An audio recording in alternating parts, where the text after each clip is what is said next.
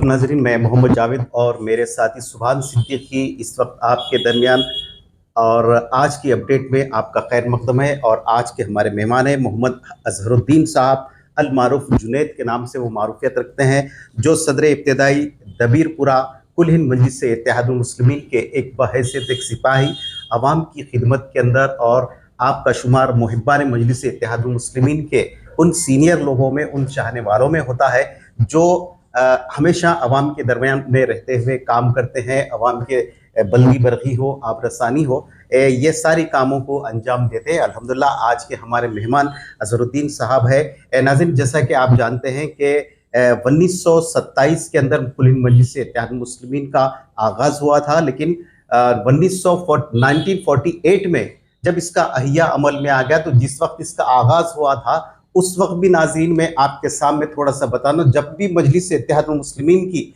एक ऐसा गोशा था जो मजलिस इत्तेहादुल मुस्लिमीन के क़याम से नाराज़ था और बार बार तनकीद करता था, तो वो तबका 1948 में भी रहा, जब मौलवी वाहिद अवैसी अलैहिर्रहमा जब इस वक्त अहिया जब मजलिस का अमल में आया, उस वक्त भी ये मुखालिफिन मजलिस जो है ना, हमेशा मजलिस की मुखालिफती करते आए हुए हैं। तो वो जो सिलसिला, वो जो कारवान है मुखालिफिन का, आज तक भी जारी है। लेकिन सबसे ये मुखालिफिन का एक ही सवाल रहता है कि मजलिस इत्तेहादुल मुस्लिमीन ने क्या किया। अब मजलिस इत्तेहादुल मुस्लिमीन की जानिब से कभी भी ये दावा नहीं किया गया कि वो शहर हैदराबाद बल्कि जो है ना मुसलमानों के मसाइल को 100% काम कर दिया। हमेशा से सदर मजलिस का भी ये बात रहा कि भाई काम अभी बाकी है, काम तो हम कर ही रहे हैं और काम अभी बाकी, इंशाल्लाह पूरा किया जाए। लेकिन बावजूद इसके आज का डिजिटल ज़माना है, कई लोग अपने कैमरों का रुख उस जानिब करते हैं जहाँ पानी जमा होता है या जहाँ पे काम में थोड़ी सी ताखीर होती है। लेकिन मैं एक सामने आपके वाजे कर देना चाहता हूँ कि जो भी काम बल्दी हो, बरखे हो या आब रसानी का काम, उसका जिम्मेदार या तो गुत्तेदार होता है या जीएचएमसी के जो ओहदेदार होते हैं जो तसाहुल से काम लेते हैं। पार्टी इसके जिम्मेदार नहीं है, पार्टी का काम है नुमाइंदगी करना। तो बहरहाल जो है नाज़रीन, आज का मैं मुकदमा जो तमहीद को बांध दिया हूँ, आइए आज मजलिस इत्तेहादुल मुस्लिमीन के इस सदर इब्तदाई दबीरपुरा मोहम्मद अजहरुद्दीन जुनैद से हम सवाल करते हैं। साहब, सबसे पहले मैं आपका खैर मकदम करता हूँ हमारे प्रोग्राम में। ये बताइए कि मजलिस इत्तेहादुल मुस्लिमीन का के मुखालिफिन का अब आलम यह है कि मजलिस इत्तेहादुल मुस्लिमीन इस दौर में तरक्की करते हुए जो है ना इस वक्त ना सिर्फ बल्कि हैदराबाद बल्कि जो है ना हिंदुस्तान के कोने कोने के अंदर इस वक्त जो है ना चर्चे चल रहे हैं और मुसलमानों की एक ही आवाज़ है, मजलिस इत्तेहादुल मुस्लिमीन। लेकिन जहाँ भी कोई रियासत में इलेक्शन होता है तो मुखालिफिन वहाँ पहुँच जाते हैं, तो उनके लिए आपका क्या कहना है? पहले तो मैं आपका बहुत बहुत शुक्रिया अदा करता हूँ। यकीनन आपकी बात बिल्कुल सही है और इसी बात में आपने ये भी बताया कि ये डिजिटल दौर है और इस वक्त जो है जिसके हाथ में फ़ोन है, अगर किसी के अच्छे को भी अगर बुरा दिखाना चाह सकता है तो वो दिखाता है अपने फ़ोन के ज़रिए, वीडियो लेते हुए, फ़ोटोज़ लेते हुए। और गुत्तेदार जो कॉन्ट्रैक्टर्स होते हैं, बल्दिया का अमला होता है, उनकी लापरवाहियों की वजह से इस तरीके के जो है लोगों को भी मौके मिलते हैं। रही दूसरी बात, सालार मिल्लत मरहूम सुल्तान सलाहुद्दीन ओवैसी साहब अलैहिर्रहमा के दौर में भी इस तरीक़े की मुखालिफत होती थी और यकीनन यही जमात को जब रिक्शे वाले, टांगे वालों की कहा जाता था तो हम गर्व से कहते थे कि ये गरीबों और रिक्शे और टांगे वालों की जमात है। लेकिन आज के दौर में अगर मजलिस इत्तेहादुल मुस्लिमीन, एक मुझे असदुद्दीन ओवैसी साहब की वो बात याद आती है कि जब उत्तर प्रदेश की सरजमीन पर सदर मजलिस गए और वहाँ के मजलिस के सदर शौकत साहब जब कहते हैं साहब ये देखो उत्तर प्रदेश का आखिरी कोना है, इसके बाद जो है नेपाल की सरहद शुरू होती है, तो सदर मजलिस की आंख में आंसू आ गया और अपने वालिद मोहतरम सुल्तान सलाहुद्दीन ओवैसी अलैहिर्रहमा को याद किया और यही बात कहे कि जो मेरे वालिद और मेरे दादा का जो ख्वाब था कि हिंदुस्तान के हर वो कोने में जमा जाना और वहाँ के पिछड़े तबकों के लिए वहाँ के जो नाइंसाफियाँ इंसानियत पे होती है, मुसलमानों के ऊपर बोल के नहीं, जो कमज़ोर तबका है, जिनको पूछा नहीं जाता, जिनके पास कोई गवर्नमेंट के स्कीम्स नहीं पहुँचते, जिनको एक जो है गिलाजत समझकर छोड़ दिया जाता है, वैसे ही जब असदुद्दीन ओवैसी साहब जब देखते हैं तो सालार को याद करते हैं और ये शुक्र अल्लाह का अदा करते हैं कि अगर आज सालार होते तो यकीनन इस बात को, इस मंजर को देखकर खुश होते। तो आज भी वही है कि अगर मजलिस काम कर रही, बिहार के अंदर मजलिस इत्तेहादुल मुस्लिमीन आज या कल नहीं गई, सालों से मेहनत कर रही। सीमांचल का पिछड़ा इलाका जो है, अगर आप जाकर देखेंगे तो यकीनन आंख में आंसू आएंगे आपके। आप अगर पत्थर दिल में होंगे तो रो पड़ेंगे वहां पर, क्योंकि वहां पर इतनी गुर्बत है, पसमानदगी गुर्बत इतनी है कि वहां पर जो है आंग पे कपड़ा पहनने के लिए नहीं है गरीबों के पास। आपका सवाल कुछ और सवाल ये है, जैसा कहीं भी कोई भी इलेक्शन आता है जहाँ पर मजलिस इत्तेहादुल मुस्लिमीन मुकाबला करती है, तो चंद हैदराबाद से लोग मजलिस की मुखालिफत के लिए वहाँ पहुँचते हैं और वहाँ पर जाकर लोगों को गुमराह करने के लिए नए नए स्टेटमेंट देते हैं। अब एक स्टेटमेंट सोशल मीडिया पे वायरल हो रहा है कि मैं तैयार हूँ मजलिस के सदर के कदमों पे बैठकर काम करने के लिए। तो वो बात यहाँ क्यों याद नहीं आती हैदराबाद में, और बाहर जाके बिहार के लोगों को बेवकूफ़ बनाने के लिए बात की जाती है? इसके बारे में आप क्या कहें? यकीनन आपका सवाल बिल्कुल दुरुस्त है और ये सोशल मीडिया के ऊपर वायरल भी चल रहा है। कुछ भारतीय जनता पार्टी के जो सोच को और मजलिस को जो कमज़ोर करने भारतीय जनता पार्टी का ख्वाब है, उसको पूरा करने के लिए चंद मोरे हैदराबाद के अंदर मौजूद है। और हैदराबाद के इलेक्शन में वो एक कारपोरेशन का इलेक्शन जीतते थे तो ज़मानत बाज़ वक़्त नहीं बच पाती थी उनकी, और कई बार शिकस्त का सामना करते थे। वैसे लोग जाकर आज मजलिस इत्तेहादुल मुस्लिमीन के बारे में ये बोलते हैं कि मैं तैयार हूँ, मैं आने के लिए तैयार हूँ और दारुस्सलाम को आऊँगा बिना कोई शर्त के। और ये भी वाज़ेह कर रहा हूँ कि सदर मजलिस के कोई भी बनो, मैं एमएलए के हकदार नहीं हूँ, मैं एमपी का हकदार नहीं हूँ, मैं कारपोरेटर नहीं बनना चाहता। उनकी जूतियों में बैठ के सदर मजलिस के काम करेंगे। हम यही तो बताना चाहते हैं कि जो जूतियों में बैठने की बात करते हैं, तुम्हारा मुकाम जूतियों में नहीं है, क्योंकि तुम्हारा हमारा रिश्ता कलमे का रिश्ता है। और मोमिन हो या फिर कोई दलित हो, उसको हम मजलिस इत्तेहादुल मुस्लिमीन और सदर मजलिस और हबीब मिल्लत सीनों से लगाने के लिए तैयार है, दिल में जगह देने के लिए तैयार है, लेकिन कदमों में बैठने के लिए, बिठाने के लिए हम तैयार नहीं हैं। जैसा ही आप जिसका जिक्र कर रहे हैं, उन्होंने तेजस्वी यादव से जाकर वहां पर मिलते हैं तो उन्होंने अपनी गुलामी का सबूत देकर पेट में मुंडी डाल देते हैं उसके।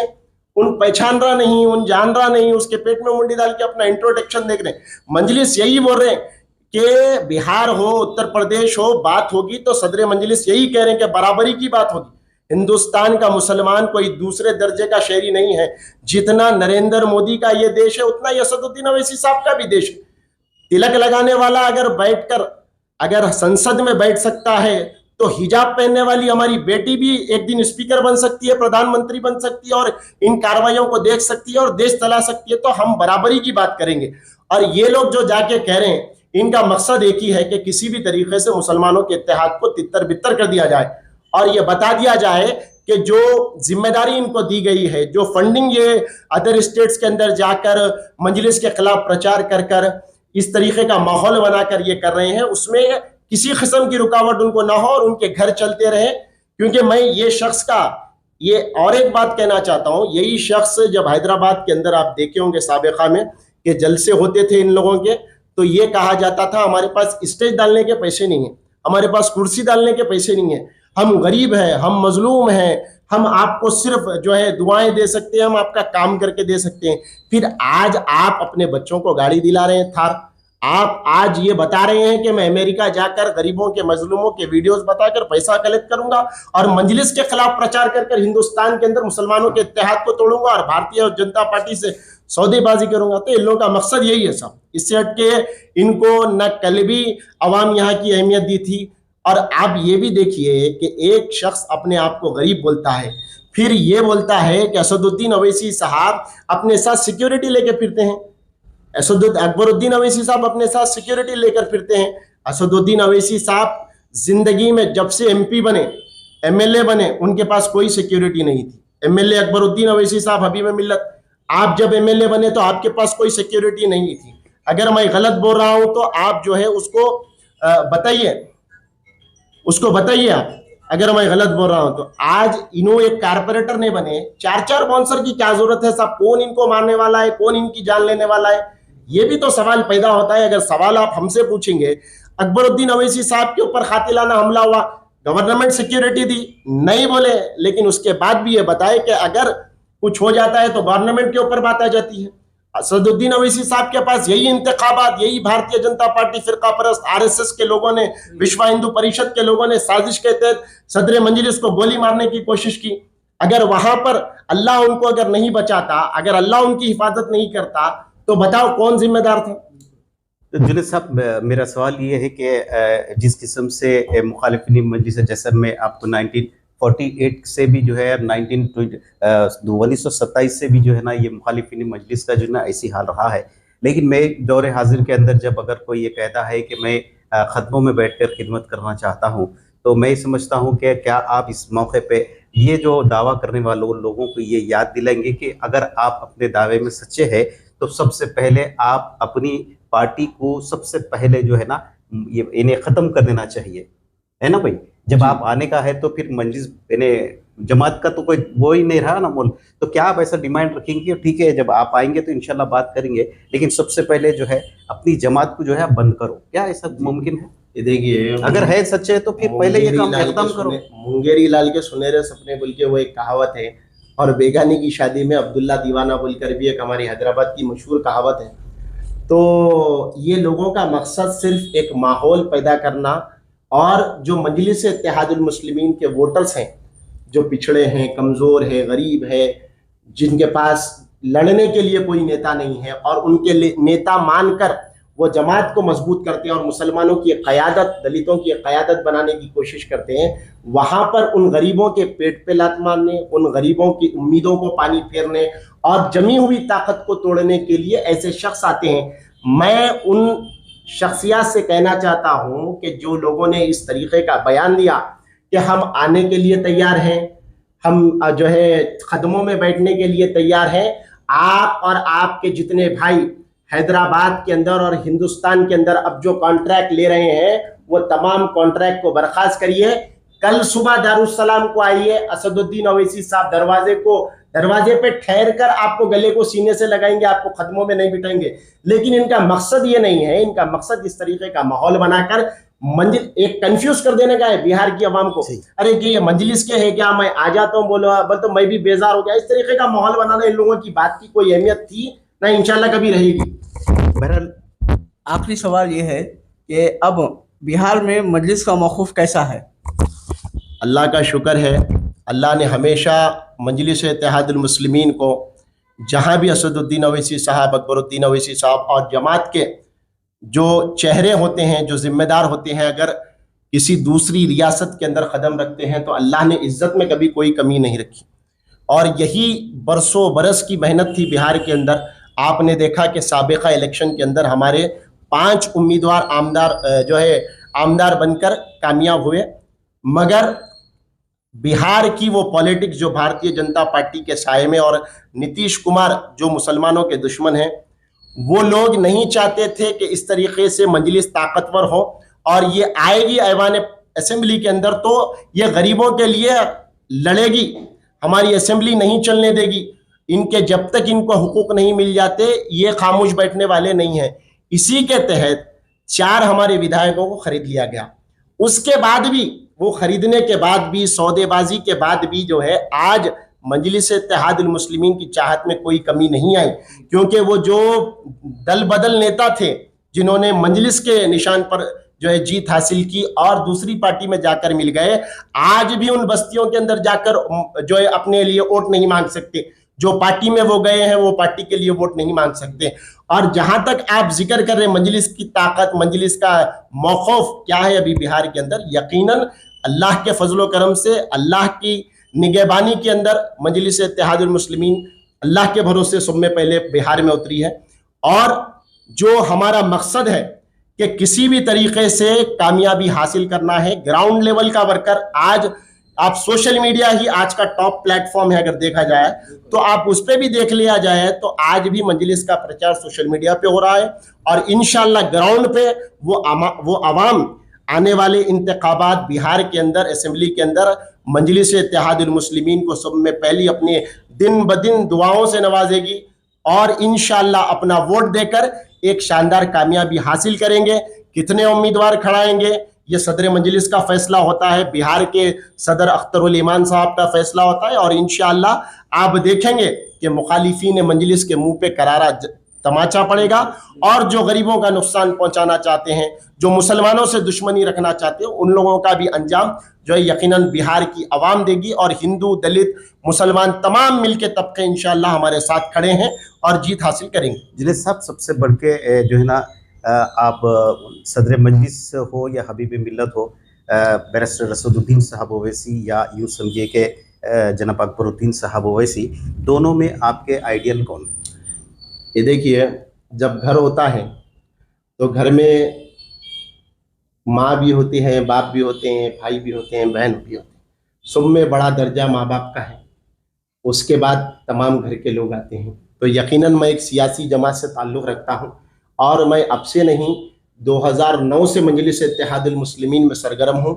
और मेरे आइडल की अगर बात की जाए तो दोनों ही सदर मजलिस यकीनन जमात के सदर हैं और हमारे कायद हैं। उनके हर फैसले को हम लब्बैक कहते हैं। और आइडल में भी सब में पहले सदर मजलिस है, फिर अकबरुद्दीन ओवैसी साहब है, क्योंकि अकबरुद्दीन ओवैसी साहब ने भी यही कहा कि मेरा सदर मेरा गुरूर है। तो हमारे सदर हैदराबाद की आवाम के और मुसलमानों के गुरूर हैं। और सदर मजलिस बैरिस्टर असदुद्दीन ओवैसी साहब, अकबरुद्दीन ओवैसी साहब, ये दोनों ही जमात के जान है और ये दोनों हमारे आइडल भी हैं। अगर मैं आपसे ये कहूँ कि दोनों में से एक अगर आपको चुनना है, आपका मकसद ये है कि एक चेहरे के लिए दो आंखें ज़रूरी है जी। इसी अंदाज के अंदर अकबरुद्दीन ओवैसी और बैरिस्टर असदुद्दीन साहब ओवैसी एक जमात के लिए या एक कैडर के लिए ज़रूरी है, लेकिन बावजूद इसके चुनना तो एक को है जिसकी खिदमत से आप बेहद मुतासर है, कि दोनों में से किसको आप चुनेंगे, मुनासिब समझेंगे? देखिए, आप ये तो ऐसी बात कर दे रहे कि दोनों में से एक को चुनना मेरे लिए मुनासिब बात नहीं है, क्योंकि दोनों ही मेरे आइडल है। अगर एक हाथ हो तो दूसरा हाथ होने पे थाली बजती है।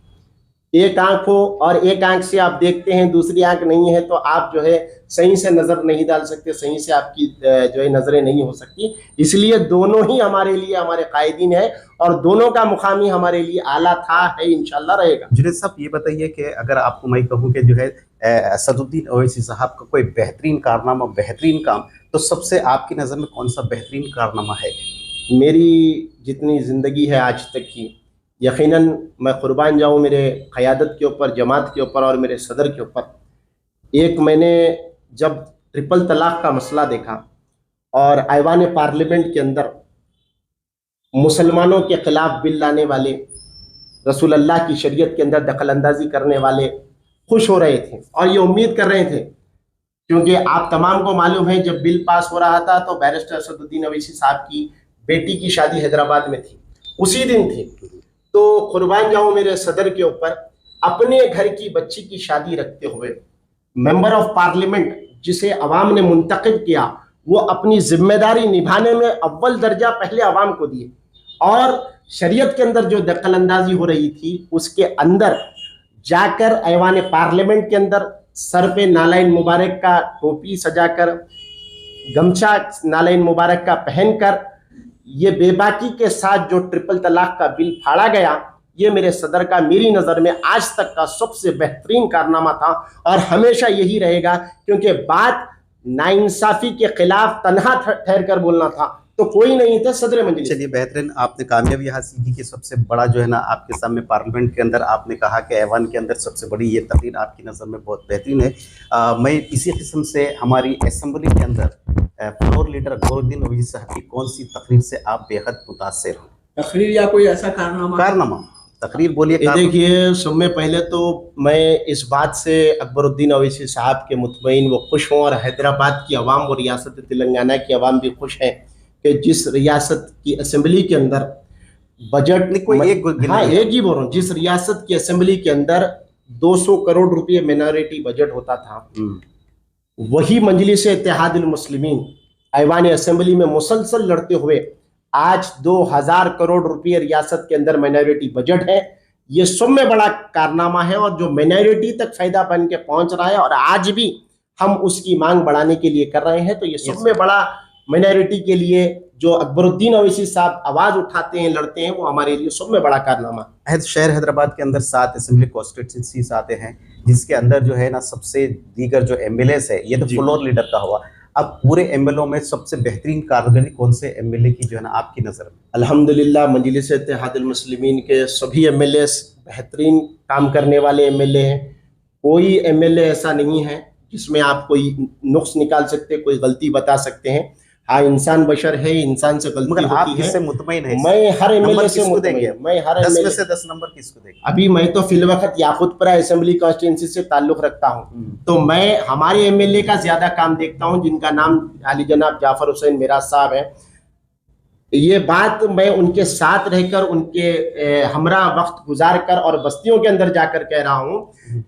डे 1 से लेके आज तक, जब तक याकूतपुरे के एमएलए बनने से आज तक भी जाफर हुसैन मिराज साहब को आप सोशल मीडिया अकाउंट के जरिए, उनके फेसबुक, इंस्टाग्राम के जरिए देख लीजिए, किसी न किसी बस्ती के अंदर अल्हम्दुलिल्लाह बड़े बड़े प्रोजेक्ट के वर्क कराते हुए, सीसी रोड के वर्क कराते हुए, बीडीसीसी के रोड के वर्क कराते हुए, आवाम के मसाइल को पूछ के उनका सोल्यूशन निकालते हुए, अगर मेरे नज़र में अगर मेरे लिए कोई है तो मेरे याकूतपुरे के एमएलए जनाब। मैं एक आखिरी सवाल उसके बाद में जो है हमारे सुभान सिद्दीकी आपसे सवाल करना चाहेंगे। चूंकि बेहतरीन बात कही आपने, जो आदमी जिस कॉन्स्टिट्यूंसी से ताल्लुक़ रखता है, जाहिर बात है वही एमएलए की जो है ना मदह सराई करेगा। बहरहाल जो है ना, आप अपने तौर पर सही हो सकते हैं, लेकिन एक सच्चा और सीधा और सही सवाल और सही जवाब की मैं तमन्ना करूंगा कि आपका अपना जो इब्तिदाई का जो एरिया है, अगर हम आवाम से अगर पूछेंगे तो आपको कितने, आपकी खिदमत के एतबार से कितने नंबर आपको मिल सकते हैं? देखिए, मेरी खिदमत के एतबार से जमात ने सही बात, जी बिल्कुल बता रहा हूँ आपको, सही बात बता रहा हूँ। आप एक ग्राउंड पे इसका इंस्पेक्शन भी करना चाहते हैं तो कर सकते हैं।